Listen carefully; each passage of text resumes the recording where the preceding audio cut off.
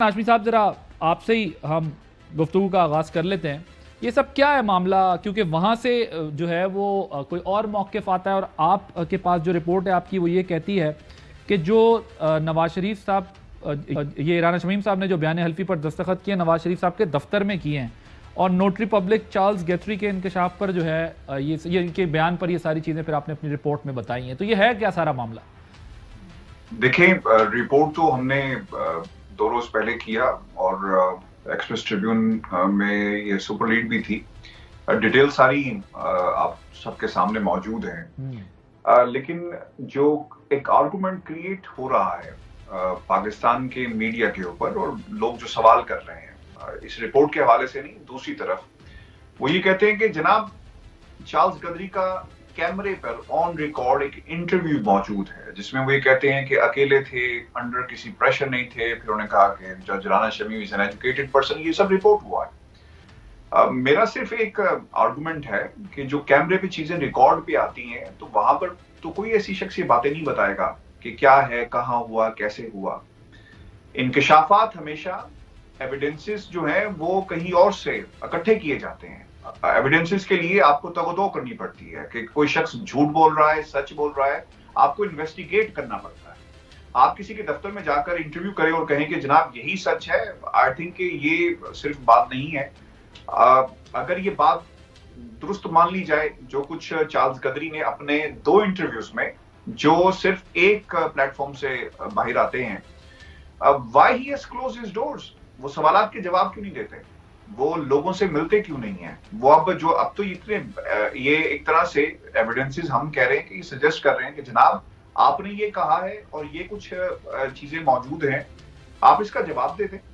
अब दोबारा एक रिपोर्ट हुई और फिर उसके अंदर अखबार ने लिखा कि जब सवाल किया गया कहां पर, आप पढ़ते हैं बेशक अगर आपके पास मौजूद हो, तो उन्होंने कहा नो कमेंट्स, कोई जवाब नहीं आया। तो सर ये क्या सजेस्ट कर रहा है?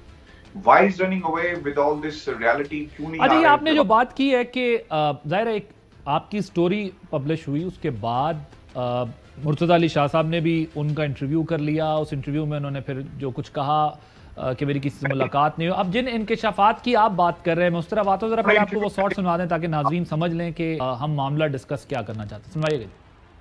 When Justice Rana Shamim came to see you, both of you were alone in the room and he was under no pressure, duress or any kind of stress. That's exactly correct. I saw him alone at the time he made that oath with. आपकी story कहती है कि वहाँ लोग मौजूद थे और वो थोड़े से नर्वस थे और हसन नवाज साहब के दफ्तर में ये सब कुछ हुआ है। सर ये इंटरव्यू इस स्टोरी से पहले का है, बात का नहीं है। हमारी स्टोरी से पहले ये इंटरव्यू आ गया था और अब आपके सामने जो इसको दोबारा दिखाया जा रहा है, चलाया जा रहा है, इसके बाद नहीं हुआ, इससे पहले हुआ है। और हमारी स्टोरी के अंदर जो बात है ना, नर्वस नहीं थे, उनके रिएक्शन से पता चल रहा था कि जनाब कुछ बड़ा हुआ है। ये चार्ल्स गदरी कह रहा है कि जिसका फायदा नवाज शरीफ को होगा। 3 जगहों पर कंफर्मेशन उन्होंने अपने बयान के अंदर की। पहली, marble arch, they were quite cozy, बहुत ही दोस्ताना माहौल था। मैं आपके सुनने वालों के लिए इसका तर्जमा भी साथ कर देता हूँ। फिर वो ये कहते हैं कि he was, सवाल हुआ कि he was in Nawaz Sharif's office, they were like quite cozy when they were in there. To that notary replied very yeah. ये जो इनका जिस तरीके से गुफ्तगू करते हैं, इसका मतलब ये हुआ कि वो ये कह रहे हैं कि हाँ बिल्कुल मुत्तफिक थे कि ये वहीं पे हुआ। फिर इंटरेस्टिंग ये है कि चार्ल्स गदरी ने एविडेंस जो मौजूद है उसके अंदर ये कहता है कि इर्द गिर्द लोगों के रिएक्शन से, मैं ये भी चाहूंगा कि ये भी हम पढ़ दें ताकि चीजें मजीद जो हैं वो क्लियर हो जाएं।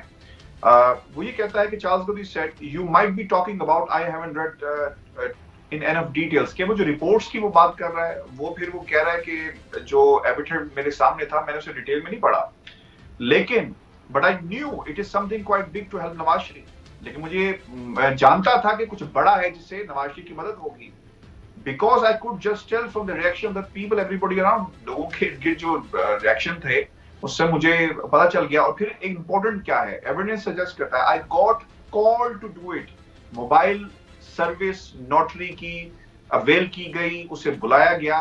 Sir I think the case is very clear. अगर किसी शख्स की वो बिल्डिंग हो, जो मालिक हो, उसकी मर्जी के बगैर उस बिल्डिंग में कोई आ नहीं सकता। क्या आ सकता है? नहीं आ सकता। नोटरी साहब वहां पे गए, राना शमीम साहब भी वहां पे मौजूद थे, اور ایویڈنس سجیسٹ کرتا ہے کہ یہ سب کچھ موجود ہے. آئی تھنک کہ this is a very straightforward case. اس کے بعد تو کوئی چیز رہ نہیں جاتی. ٹھیک، اوکے. تو آپ کے پاس چلے میں اس پر آتا ہوں ابھی ذرا. صابر صاحب یہ بتائیے گا، اب یہ سٹوری جو ہے وہ ہمارے سامنے ہے اور عرفان ہاشمی صاحب کہہ رہے ہیں کہ وہ انٹرویو جو ہے وہ پرانا ہے، اس کو بعد میں چلایا گیا ہے. یہ سب ظاہر یہ پہلے سے ڈسپیوٹڈ سا بیان حلفی ہے، اب مزید متنازع ہو گیا. یہ صابر شاکر صابر صاحب کو آواز غالباً نہیں جا رہی. چوئی صاحب یہ مزید جی صابر صاحب آپ کو آواز آ رہی ہے؟ جی بالکل آ رہی ہے. جی یہ جو بیان حلفی تھا یہ مزید متنازع ہوتا جا رہا ہے، مزید اس پر سوالات اٹھتے جا رہے ہیں اور مشکوک ہوتا جا رہا ہے. یہ متنازع سے زیادہ یہ اسکرپٹڈ، اور یہ پہلے دن سے ہی پتا تھا ہمیں کہ یہ اسکرپٹڈ ہے، اور اس کا جو ان فیکٹ بینیفیشل ہے وہ ایک ہی ہے، وہ شریف فیملی ہے، اس کے علاوہ کوئی نہیں ہے. اور یہ ایک پہلے سے سٹوری لکھی گئی، اس سٹوری کے مطابق پھر ایویڈنس تیار کیے گئے اور ایویڈنس اور ان کرداروں کو پھر آہستہ آہستہ سامنے لے کے آئے. لیکن مسئلہ یہ ہے کہ ہوا یہ کہ پہلے تو کوئی کاؤنٹر نیریٹو دینے والا نہیں ہوتا تھا، اور ان کا ہی راج تھا صرف، اور کسی کا راج تھا نہیں، اور کاؤنٹر نیریٹو آتا نہیں تھا. لیکن اب ہوتا یہ ہے کہ ایک سٹوری آئی ہے تو سٹوری کو کاؤنٹر کرنے کے لیے بھی اور اس کی مزید تحقیق کے لیے مزید جرنلسٹ آ جاتے ہیں جو کہ ان کے کنٹرول میں نہیں ہے. یہ ایک دروازہ بند کرتے ہیں، 10 دروازوں سے نئے جرنلسٹ آتے ہیں، وہ اپنا کام شروع کر دیتے ہیں. اس میں بھی یہی ہوا. پہلے ثاقب نثار صاحب علی آڈیو وہ جو ٹوٹے کر جوڑے گئے تھے، ٹوٹے کر کے ایک پیس بنایا گیا اور اس کو پھر ایک ایویڈنس کے طور پہ.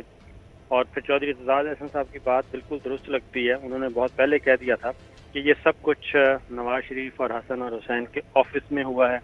اور پہلے رانا شمیم کو پہلے ویڈیو سنوائی گئی ثاقب نثار صاحب کی مبینہ طور پہ، جو کہ جعلی ثابت ہوئی، جو کہ ٹکڑے جوڑ کے پھر انہوں نے یہ بیان حلفی تیار کروایا. اور پھر نوٹری پبلک بھی وہی نکلا جو اسی خاندان کو لک آفٹر کرتا ہے، اسی خاندان کے پیپر کرتا ہے سائن. اور اب یہ چیزیں سامنے آ گئیں اور عرفان ہاشمی صاحب نے ایک بالکل کاؤنٹر نیریٹو لانے کی کوشش کی اور اس میں کامیاب بھی ہوئے. اور اب یہ ساری چیزیں آ رہی ہیں اور ان کو ساری سٹوری جو ہے ڈیٹیل اس میں ساری باتیں موجود ہیں ٹھیک طریقے سے. ہاں جی اوکے جی. چوئی صاحب آپ کی اس پر کیا رائے ہے؟ یہ اس پر ایک کاؤنٹر سٹوری بھی آ گئی ہے اور یہ مزید متنازع ہو گیا. عرفان ہاشمی صاحب نے نہایت ذمہ داری سے اپنا سٹوری بریک کی ہے اور انہوں نے یہ بتا دیا ہے کہ رانا شمیم جو ہے ایک مورے کے طور پر کام کر رہا تھا اور یہ نواز شریف اور مریم کو وہاں یو کے میں اور پاکستان کی عدالتوں میں ان کو بینیفٹ دینے کے لیے ایک کہانی گھڑ کے ایک طرف یہ اور دوسری طرف آڈیو جوڑ کے یہ چکر چلایا گیا ہے. لیکن اب عرفان ہاشمی صاحب یہ بتائیں کہ آیا نوٹرائز اس کو کیا گیا نوٹری پبلک کے دفتر میں یا نواز شریف کے دفتر میں یا کسی سڑک پر یا ہائیڈ پارک میں؟ اس سے فرق کیا پڑتا؟ نمبر 1.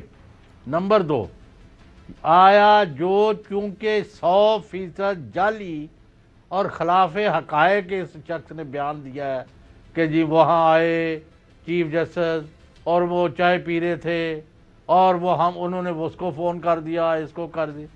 ساری دنیا جو چیف جسٹس اس وقت کے ثاقب نثار کو جانتی ہے، ان کا کوئی طریقہ کار ہی نہیں ہے کہ وہ کسی کو بھی فون کر کے یہ کریں گے اور 2-4 گواہ بنائیں گے.